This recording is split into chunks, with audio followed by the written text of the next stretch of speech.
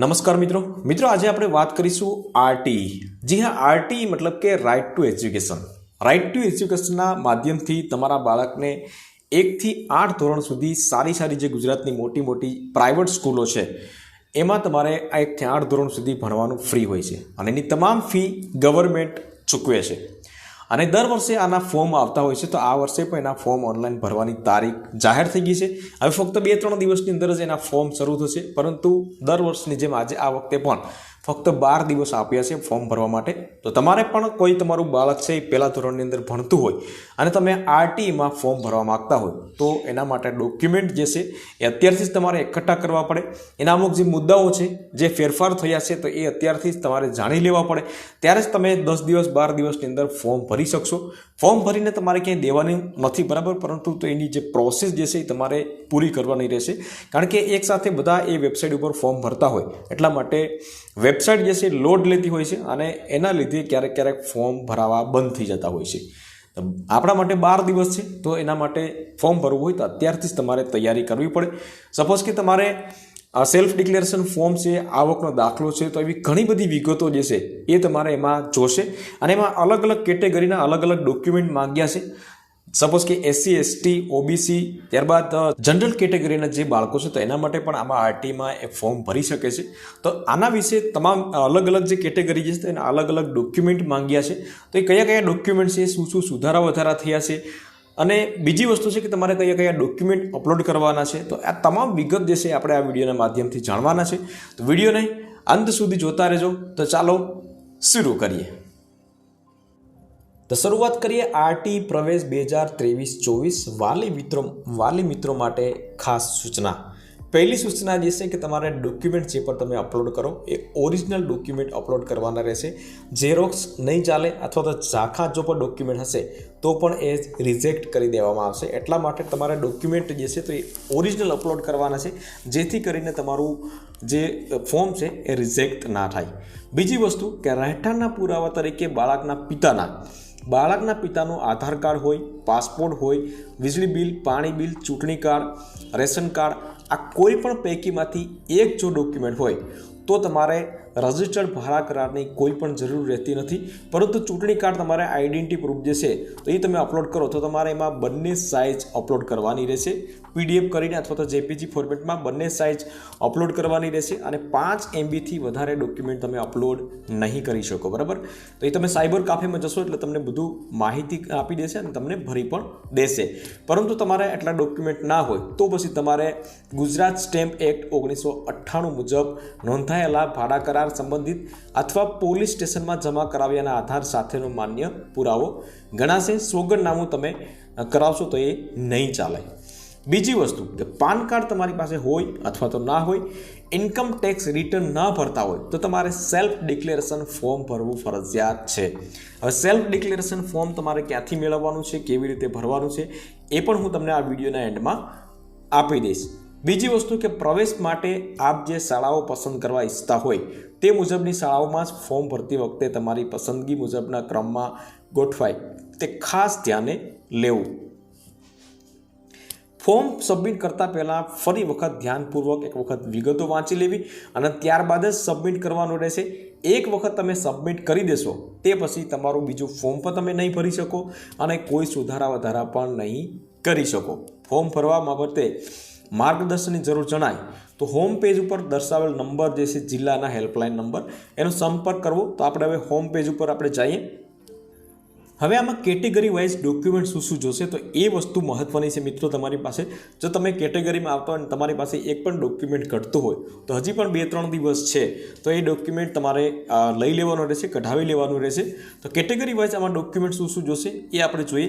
સૌપ્રથમ કેટેગરી આવે છે અનાથ બાળક હોય, અનાથ કોઈ પણ બાળક હોય કે જેના માતા પિતા ના હોય તો એના ડોક્યુમેન્ટ શું જોશે તો કે જન્મનું પ્રમાણપત્ર, રહેઠાણનો પુરાવો, ચાઇલ્ડ વેલફેર કમિટી મતલબ કે CWCનું પ્રમાણપત્ર, પાસપોર્ટ સાઇઝ ફોટો અને માતા પિતા વાલીના સહીનો નમૂનો, આટલી વસ્તુ જોશે।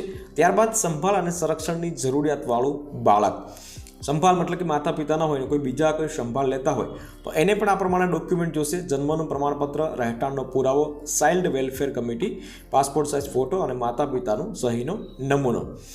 બાળગૃહમાં હોય, બાળગૃહમાં બાળકો હોય તો એમાં જન્મનું પ્રમાણપત્ર, રહેઠાણનો પુરાવો, ચાઇલ્ડ વેલફેર, એમાં પણ આ સેમ જ ડોક્યુમેન્ટ છે, બરાબર. બાળમજૂરી, સ્થળાંતરિત જે છે એક જગ્યાએથી બીજી જગ્યાએ સ્થળાંતર કર્યું હોય તો એમાં પણ એક ફેર છે. લેબર અને રોજગાર વિભાગનું શ્રમ અધિકારનું પ્રમાણપત્ર, મતલબ જેને શ્રમ કાર્ડ કહી શકાય આપણે, તો એક વસ્તુ વધારાની જોશે, બાકી સેમ જ છે બધી વસ્તુમાં. મન બુદ્ધિનું હોય બાળક તો એમાં પણ આપણે એક જન્મનું પ્રમાણપત્ર અને એ બધી વસ્તુ તો જોશે જ, બરાબર. પરંતુ સિવિલ સર્જનનું પ્રમાણપત્ર કે જે 40%થી તેથી વધુની ટકાવારી ધરાવતા હોય, મતલબ કે 40%થી વધારે એ ડિસેબલ કે અથવા તો મંદબુદ્ધિનું હોય. બીજી વસ્તુ છે કે એન્ટી રેટ્રો વાયરલ થેરેપીની સારવાર લેતા કોઈ પણ જે આ વસ્તુ હોય તો એમાં પણ સિવિલ સર્જનનું પ્રમાણપત્ર હોવું જોઈએ. એના સિવાયના બધા ડોક્યુમેન્ટ સેમ જ છે. બીજી વસ્તુ કે ફરજ દરમિયાન શહીદ થયેલ કોઈ પણ લશ્કરી હોય, અર્ધ લશ્કરી હોય, પોલીસ દળના જવાનના બાળકો હોય કે શહીદ હોય, એમ જે શહીદ થઈ ગયા હોય તો એના માટે સંબંધિત ખાતાના સક્ષમ અધિકારીનો દાખલો હોવો જરૂરી છે. બાકી બધા ડોક્યુમેન્ટ સેમ જ છે. બીજી વસ્તુ કે જે માતા પિતાને એકમાત્ર સંતાન હોય અને તે સંતાન માત્ર દીકરી જ હોય તો તેવી દીકરી માટે શું ડોક્યુમેન્ટ હોવો જોઈએ, તો એના માટે પણ અહીંયા તમે જોઈ શકો છો, સક્ષમ અધિકારીનો એકમાત્ર દીકરી, સિંગલ ગર્લ ચાઇલ્ડ હોવાનો દાખલો હોવો જરૂરી છે. આવકનો દાખલો હોવો જોઈએ. હવે આવકનો દાખલો જે છે તમે અત્યારે કઢાવો તો કોઈ સવાલ નથી, પરંતુ તમારી પાસે જો જૂનો આવકનો દાખલો હોય તો 1/4/2021 પછીનો જ દાખલો હોવો જરૂરી છે, બરાબર. એના પહેલાંનો જો હશે 2020નો કે તો એ નહીં ચાલે. પાન કાર્ડ હોય તો, બાકી ન હોય તો ચાલે. છેલ્લા વર્ષનું ઇન્કમ ટેક્સ રિટર્ન જો ફાઇલ કરતા હોય તો, જે જીએસટી ભરતા હોય એના માટે જ કામનું છે. સેલ્ફ ડિક્લેરેશન ફોર્મ હું તમને જણાવી દઈશ, બરાબર. ત્યાર પછી અહીં આવે છે રાજ્ય સરકાર હસ્તકની સરકારી આંગણવાડીમાં અભ્યાસ કરતા બાળકો.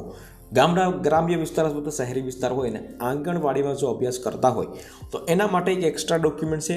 આંગણવાડીમાં અભ્યાસ કરેલ છે તે મતલબનું સક્ષમ અધિકારીનું પ્રમાણપત્ર, આવકનો દાખલો, પાન કાર્ડ, એ બધી વસ્તુ સેમ જ છે, બરાબર. પરંતુ આ પ્રમાણપત્ર તમારે હોવું જરૂરી છે. આંગણવાડીમાં અભ્યાસ કરેલ છે તે મતલબનું સક્ષમ અધિકારીનું પ્રમાણપત્ર. એ આંગણવાડીએ તમે તપાસ કરશો તો તમને ક્યાંથી મળી જશે માહિતી. હવે તમે બીપીએલ અથવા તો SC/ST જો ધરાવતા હોય તો 0 થી 20નો સ્કોર હોવો જોઈએ. અને SC/ST, OBC, જનરલ અથવા અન્યના બીપીએલ કુટુંબના બાળકો માટે તો બીપીએલ ધરાવતા હોય તો જ આ તમને કામનું છે, બરાબર. 0 થી 20ના સ્કોરમાં જો તમે સ્કોર ધરાવતા હોય તો તમને બીપીએલનો લાભ મળશે, બાકી તમને બીપીએલનો લાભ નહીં મળે. તો એના માટે શું ડોક્યુમેન્ટ છે? બીપીએલની યાદી નંબરવાળું પ્રમાણપત્ર તમારી પાસે હોય જ છે કે જે 0 થી 20ના સ્કોર ધરાવતા હોય. બીપીએલ રેશન કાર્ડ માન્ય નથી, આમાં સ્પષ્ટ આપેલું છે, તો એ પણ એક ધ્યાન રાખો. બીજી વસ્તુ કે SC/ST માટે શું ડોક્યુમેન્ટ જોઈએ, તો એમાં પણ જન્મનું પ્રમાણપત્ર, રહેઠાણનો પુરાવો, જાતિનો દાખલો, આ બધી વસ્તુ કમ્પલસરી છે મિત્રો. તમારી પાસે ના હોય તો તમે કઢાવી લેજો. આવકનો દાખલો જે મેં તમને તારીખ કીધી એ પ્રમાણે તમે જોઈ શકો છો. અને બીજી વસ્તુ જે છે તમે સેમ જ છે, છેલ્લા વર્ષનું ઇન્કમ ટેક્સ ને સેલ્ફ ડિક્લેરેશન ને, બરાબર. તો એ તમામ વસ્તુ છે. ત્યાર પછી આવે છે સામાજિક અને શૈક્ષણિક રીતે પછાત વર્ગ, OBC, બરાબર. SC/BC કહીએ કે જે પણ કહીએ આપણે, વિચરતી અને વિમુક્તિ જાતિના બાળકો. હવે એના માટે ડોક્યુમેન્ટ શું જોશે, તો એમાં પણ જન્મનું પ્રમાણપત્ર, રહેઠાણનો પુરાવો, જાતિનો દાખલો અને આવકનો દાખલો હોવો જરૂરી છે. સામાજિક અને શૈક્ષણિક રીતે પછાત વર્ગ, અહીંયા પણ NT-DNT કરીને છે અને યસ કરે તો એવી રીતના હોય તો આમાં તમે એક એક્સ્ટ્રા ડોક્યુમેન્ટ અહીં આપેલું છે, વિચરતી વિમુક્તિ જાતિનો દાખલો, બરાબર. યસ કરે તો, ન હોય, OBC વાળા જે છે ને ન હોય, આદિવાસી જાતિ અતિ પછાત ના હોય તો અહીંયા નો જ કરતા હોય, બરાબર. તો એને કોઈ પણ જરૂરિયાત નથી. પરંતુ અહીંયા જો યસ કરે તો અહીંયા તમે જોઈ શકો છો NT-DNT અંગેનો દાખલો, વિચરતી વિમુક્તિ જાતિનો દાખલો. હવે લાસ્ટમાં આવશે જનરલ કેટેગરી, બિન અનામત વર્ગના બાળકો. જનરલ કેટેગરીમાં પણ જે બિન અનામત વર્ગના બાળકો હોય તો એને પણ આ લાભ મળવા પાત્ર છે અને એને પણ સેમ ડોક્યુમેન્ટ જોશે. આવકનો દાખલો એને પણ કઢાવવાનો રહેશે. આવકનો દાખલો તમે 1 લાખ 1.5 લાખ જે પણ કઢાવવો હોય તો તમે કઢાવી શકો છો અને તમારા ગામમાંથી અથવા તો મંત્રી પાસેથી કઢાવી શકો છો આવકનો દાખલો, અથવા તો તાલુકા પંચાયતી મામલેદારથી કઢાવી શકો છો. અત્યારે તો ગામની અંદર એ બધી વસ્તુ સુવિધા છે જ, બરાબર. તો તમે ગ્રામ સેવક હોય તો ત્યાં તમે આવકનો દાખલો કઢાવી શકો છો. બીજી વસ્તુ ખાસ એક સૂચના આપે છે મિત્રો, અહીંયા તમે જોઈ શકો છો કે ઓનલાઈન ફોર્મમાં માત્ર ઓરિજિનલ ડોક્યુમેન્ટ અપલોડ કરવાના રહેશે, એ મેં તમને જણાવી દીધું છે. જેપીજી PDF ફોર્મેટમાં ડોક્યુમેન્ટ અપલોડ કરવાના રહેશે. ડોક્યુમેન્ટ જે છે 450 KBથી ઓછી સાઇઝ રાખવી અપલોડ કરવાના રહેશે. બરાબર, આ ડોક્યુમેન્ટ છે. રહેઠાણનો પુરાવો ભાડા કરાર રજિસ્ટર્ડ હોય તો એક કરતાં વધારે પેજ હોય, દાખલા તરીકે તમારું ભાડા કરાર હોય અને 2-3 પેજ હોય તો એની PDF તમારે બનાવવાની રહેશે. PDFની સાઇઝ જે છે 5 MBથી નાની રાખવી. બરાબર, તો આમાં જે ફોટો અને સિગ્નેચર છે તો એમાં 450 KB આપેલું છે. બરાબર, પરંતુ જો કોઈ ડોક્યુમેન્ટ ભાડા કરાર હોય તો એમાં 5 MB સુધી માન્ય રહેશે. આ બધી વસ્તુ જે છે તમે જ્યારે પણ ઓનલાઈન જે ફોર્મ ભરતા હોય ત્યાં તમે જશો તો ભરી દેશે. બરાબર, પરંતુ ડોક્યુમેન્ટ જે છે તમારા માટે સૌથી ઇમ્પોર્ટન્ટ વસ્તુ છે. હવે આવે છે સેલ્ફ ડિક્લેરેશન ફોર્મ. મિત્રો, સેલ્ફ ડિક્લેરેશન ફોર્મ એવા લોકોને જ ભરવાનું છે કે જે રિટર્ન ફાઇલ ન કરતા હોય, જે ટેક્સ ન ભરતા હોય. બરાબર ને, આમાં એવા જ લોકો વધારે પડતે ફોર્મ ભરતા હોય. આપણા જેવા જે નાના લોકો છે તો એવા જ લોકો ફોર્મ ભરતા હોય કે જે ટેક્સ ન ભરતા હોય. તો એવા લોકોને આ કમ્પલસરી સેલ્ફ ડિક્લેરેશન ફોર્મ જે છે ભરવું જરૂરી છે. જ્યારે પણ ફોર્મ ભરાશે બરાબર ત્યારે તમારે આ આવી જશે. બરાબર, અત્યારે જે તમે એમાં હોમ પેજ ઉપર જોશો તો સેલ્ફ ડિક્લેરેશન ફોર્મ આવી જશે. પરંતુ તમારે જોઈતું હોય તો આ તમામ જે PDF છે એની લિંક જે છે હું નીચે ડિસ્ક્રિપ્શન બોક્સમાં રાખી દઈશ, તો ત્યાંથી તમે પ્રિન્ટ આઉટ કરી અને તમારે આખું ડિક્લેરેશન આ ફોર્મ ભરવાનું છે અને ત્યારબાદ તમારે અપલોડ કરવાનું છે. બરાબર, પરંતુ આમાં પણ તમારે ક્યાંય પણ મિસ્ટેક કરવાની નથી. બરાબર, અહીંથી તારીખ તમારે લખવાની છે, જે પણ તારીખે તમે ફોર્મ ભર્યું હોય એ તારીખ. ત્યાર પછી તમારે અહીંયા તમારું નામ લખવાનું રહેશે, તમારી ઉંમર કેટલી છે, ત્યારબાદ તમે રહેવાસી ક્યાંના છો, કયા ધર્મના છો એ, અને ત્યારબાદ તમારા બાળક હોય, પુત્ર હોય અથવા તો પુત્રી હોય તો એ તમારે લખવાનું રહેશે. પાન કાર્ડ ધરાવતા નથી. બરાબર, તો અહીંયા રાઇટ ક્લિક કરવાનું છે, અથવા જેમાં પાન કાર્ડ ધરાવતા હોય તો અહીંયા રાઇટ ક્લિક કરવાનું છે, ના હોય તો અહીંયા રાઇટ ક્લિક કરવાનું રહેશે. પાન કાર્ડ નંબર હોય તો અહીંયા તમારે પાન કાર્ડ નંબર ટાઈપ કરવાનો છે. અને ત્યારબાદ તમે જે આવકનો દાખલો જે કઢાવેલો છે બરાબર, એ આવકની કુલ રકમ જે છે એ તમારે વાર્ષિક અહીંયા લખવાની છે. પણ તો તમારા પત્નીની, તમારા ઘરના સભ્યોની જે છે સ્ટેપ બાય સ્ટેપ તમારામાં અહીંયા લખવાની છે. બરાબર, ત્યાર પછી આવે છે પિતાનું નામ, માતાનું નામ, એના સામે અહીંયા સહી કરવાની છે. અથવા તો માતા પિતા ન હોય તો એને વાલીના જે કોઈ હોય, સાચવતા હોય તો એવા લોકોનું અહીંયા નામ લખવાનું છે અને અહીંયા સહી કરવાની છે. આટલું કરીને તમારે અપલોડ કરવાનું છે. સેલ્ફ ડિક્લેરેશન ફોર્મ છે, આની લિંક નીચે ડિસ્ક્રિપ્શન બોક્સમાં રાખી દઈશ, તો ત્યાંથી તમે પ્રિન્ટ આઉટ કરી શકશો.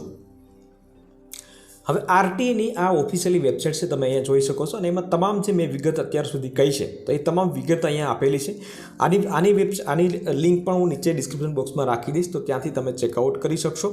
બરાબર, સૌપ્રથમ તમે અહીં જોઈ શકો છો, અહીંયા તમે જોઈ શકો છો આ પ્રમાણે તમારું આખું સ્ટેપ બાય સ્ટેપ રહેશે. અહીંયા ઓનલાઈન અરજી સૌપ્રથમ કરવાની રહેશે, ત્યારબાદ તમારે જિલ્લા દ્વારા ફોર્મની મંજૂરી મળશે, ત્યારબાદ ઓનલાઈન બેઠકની ફાળવણી થશે, અને ત્યારબાદ પ્રવેશ કાર્ડની પ્રિન્ટ મેળવવાની રહેશે, અને પ્રિન્ટ મેળવી અને શાળાની મુલાકાત લેવી અને પ્રવેશ મેળવવો. બરાબર, આ સ્ટેપ બાય સ્ટેપ આખી માહિતી સ્ટેપ બાય સ્ટેપ શરૂ થશે 14 તારીખથી, અને 26 તારીખ સુધી તમે આમાં ફોર્મ ભરી શકશો.